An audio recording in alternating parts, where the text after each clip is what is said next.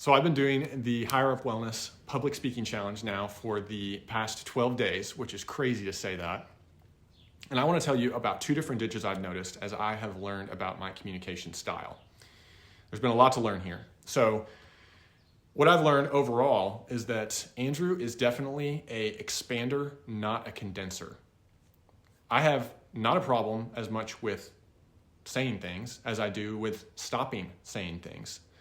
Cutting it off, making the video short enough as opposed to 3 minutes or more, right? So the first challenge that I experience as a verbal processor, as an externalizer of my thoughts, is I am thinking as I'm speaking. I'm not thinking before I'm speaking. So I'm thinking as I speak. I didn't put the right time in to prepare, to think beforehand.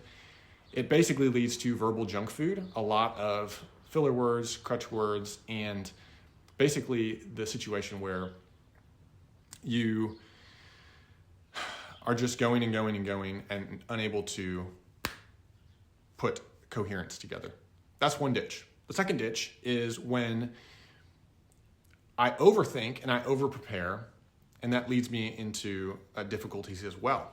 So I can, because I'm a perfectionist and I have some fear of an audience, some shyness for sure inside, and I want to get things right. I don't want to make a mistake. I'm afraid of this one take and that I might say something unhinged. And, I can tend to also, and I have done this in the past 12 days, over-prepare as well and overthink. And the problem with that is once my brain kind of gets trained on what I want to say, I lose flexibility. And when maybe my hook or my intro is off by a word or two, I go, oh no, it was off, and I freeze.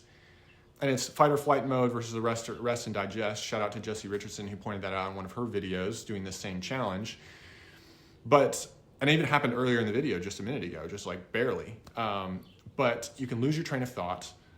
And now I'm talking about it, and I'm like going to do the same thing here. But essentially, there's the ditch of not thinking before you speak, not preparing before you speak, but then there's the ditch of over preparing and preparing and thinking too much, overthinking.